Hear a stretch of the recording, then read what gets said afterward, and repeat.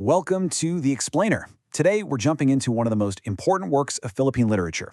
Now, on the surface, it looks like a classic story about heroes and villains, but let me tell you, it's actually this incredible, secret, revolutionary masterpiece. So, you'd think an epic poem would start with some big, triumphant call to action, right? Well, not this one. Our story kicks off right here, in a place of total, absolute despair. We're talking about a forest so menacing, it's basically described as being at the gates of the underworld, a place just filled with grief, sorrow, and all sorts of terrifying beasts. I know what you're thinking. Two guys crying in a forest? That's how you start a national epic? It's a little strange, right? But trust me, this tale of sorrow is one of the most foundational literary works in the Philippines, and there's a very, very powerful reason why it all has to begin in darkness. Okay, so let's meet our hero, a guy named Florante. And when I say we're meeting him at his lowest point, I mean it literally does not get any worse than this. So picture this. He is completely helpless. He's been betrayed, kicked out of his own kingdom, and, get this, he's tied to a tree, just waiting to become lunch for two starving lions that are circling him. Yeah, he's lost absolutely everything.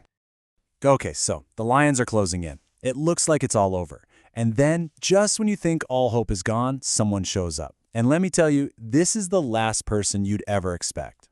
Hearing Florante's cries of despair is this guy, Aladdin. Now, Aladdin is a Muslim prince from a rival kingdom. By all accounts, these two should be mortal enemies. But does he hesitate? Not for a second.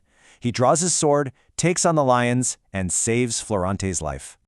And right there, in the middle of this awful forest, something amazing happens. These two men, who come from warring kingdoms and different faiths, they realize they aren't so different.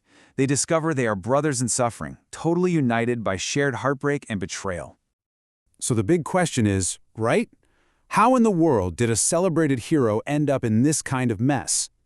Well, as Aladdin nurses him back to health, Florante tells him everything. His whole life story comes pouring out. Turns out Florante had a pretty good life going for him. Born into nobility, sent off to Athens to study where he was, top of his class. But all that success earned him a really bitter rival, a guy named Adolfo. This dude was so jealous, he literally tried to kill Florante during a school play. Can you believe that? So when Florante returns home, falls in love, and becomes this famous general, Adolfo's jealousy just boils over. He stages a coup, kills the king, and sends Florante off to the forest to die. Okay, so while our two heroes are bonding in the woods, you might be wondering where the women are in this story. Well, this is where it gets really interesting, because the real action is happening somewhere else, and it's all being driven by the women they love.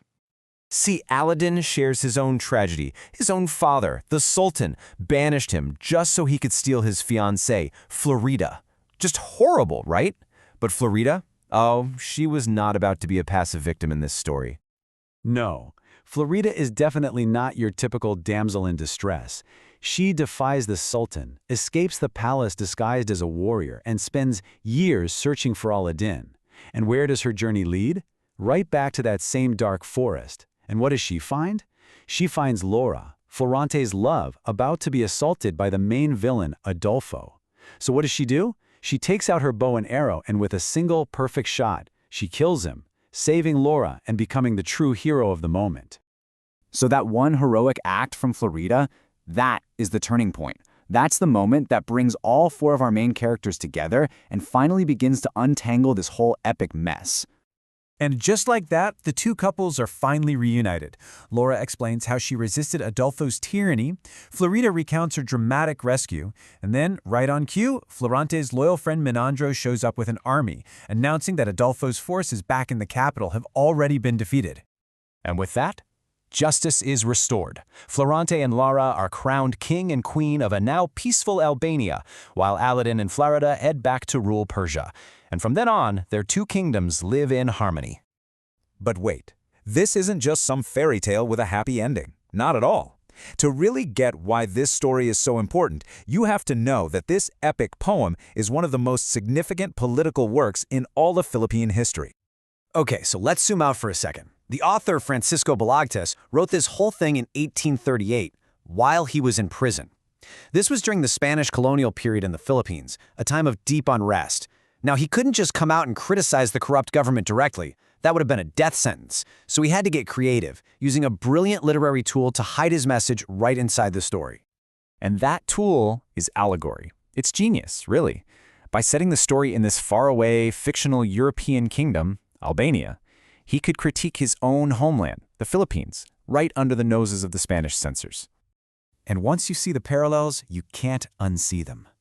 The oppressed Kingdom of Albania, that's the Philippines under Spanish rule. The tyrannical Count Adolfo, he represents the corrupt and abusive colonial government. And all of Florante's suffering symbolizes the struggle of the entire Filipino people. The whole poem is this brilliant, sustained call for justice and freedom. In fact, many scholars argue that the poem's #1 theme is revolt, a revolt against a cruel government, a direct reflection of the corruption Balagtas was witnessing all around him. Florante et Laura is this timeless testament to the power of art to resist oppression. It shows us that even when you're in the darkest forest imaginable, when all hope seems lost, a story can be a light, one that inspires revolution, justice, and freedom.